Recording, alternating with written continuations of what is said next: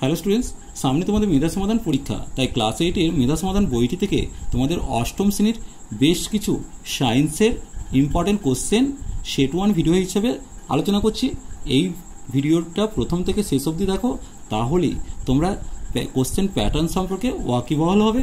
চলো বেশি দেরি না করে প্রথমে কোশ্চেনগুলো অ্যান্সার সহ দেখে নেব।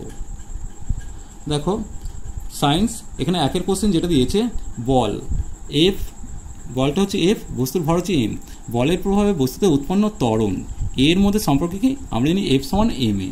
দুয়ের কোশ্চেন, স্প্রিং তোলার নাম হলো, উত্তর হবে ডিনোমোমিটার। এরপর তিনের কোশ্চেন, এসআইতে বলের একক হচ্ছে অবশ্যই নিউটন হবে, খেয়াল রাখবে, সিজিএসএ ডাইন, এসআই নিউটন।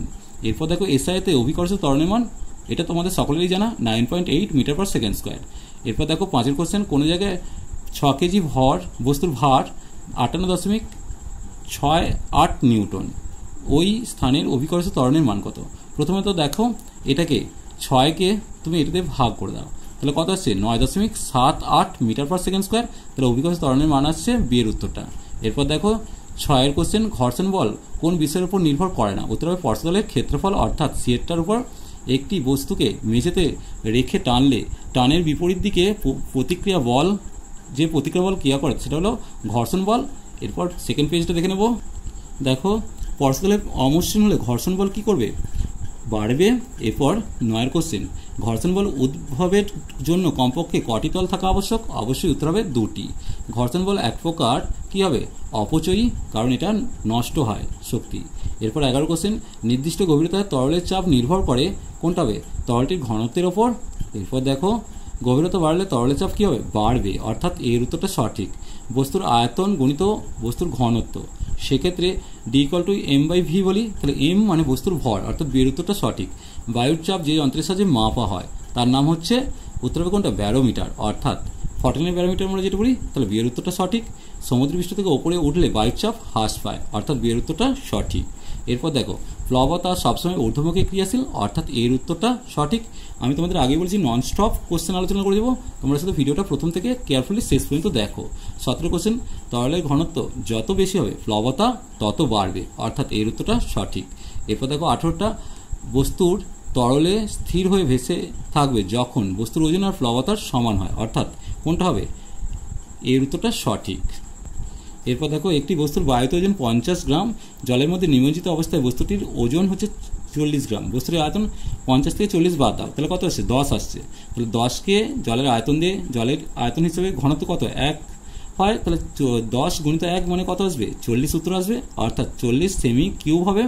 প্লবতা হলো তরলের কি হবে? প্লবতা হলো তরলের ঊর্ধ্বচাপের সমান। মহাকর্ষ সূত্র প্রতিষ্ঠা করেন বিজ্ঞানী নিউটন, অর্থাৎ এর উত্তরটা সত্য।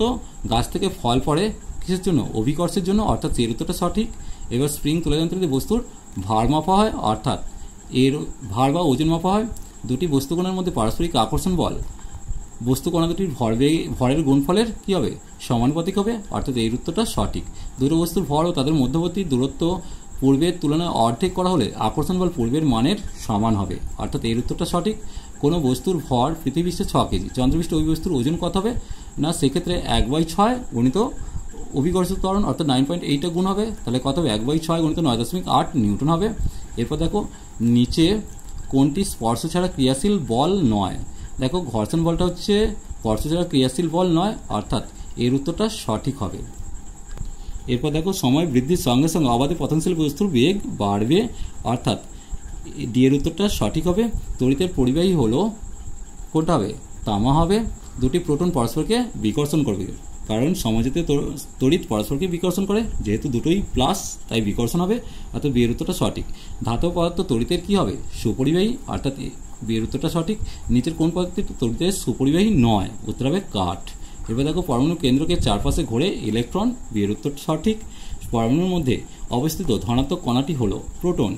এরপর দেখো 2 প্রকার স্থিতড়িতের নামকরণ করেন বিজ্ঞানী বেঞ্জামিন ফ্র্যাঙ্কলিন, অর্থাৎ এর উত্তর সঠিক। স্ট্যাটকুলাম কিসের একক? অবশ্যই উত্তর হবে আধান। বস্তুর উষ্ণতা বাড়তে প্রয়োজনীয় তাপ কিসের উপর নির্ভর করে না? উত্তর হবে, দেখে নাও কোনটার উপর? বস্তুর আকৃতির উপর নির্ভর করে না, তাপের একক হচ্ছে ক্যালোরি, উত্তর হবে।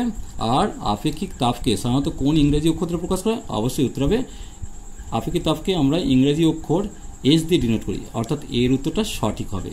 আজ এই পর্যন্তই। নেক্সট ভিডিও খুব তাড়াতাড়ি হাজির হবো। ভিডিওটি ভালো লাগলে লাইক শেয়ার কমেন্ট করো, পারলে চ্যানেলটিকে সাবস্ক্রাইব করে নিও। অবশ্যই এর রিলেটেড সমস্ত ভিডিও তোমরা ডেসক্রিপশন বক্সে পেয়ে যাবে, তাই তোমরা প্লেলিস্ট থেকে অবশ্যই একটু খেয়াল করো, প্লেলিস্টে পরপর ভিডিওগুলো সাজানো থাকবে। চলো টাটা, বাই বাই।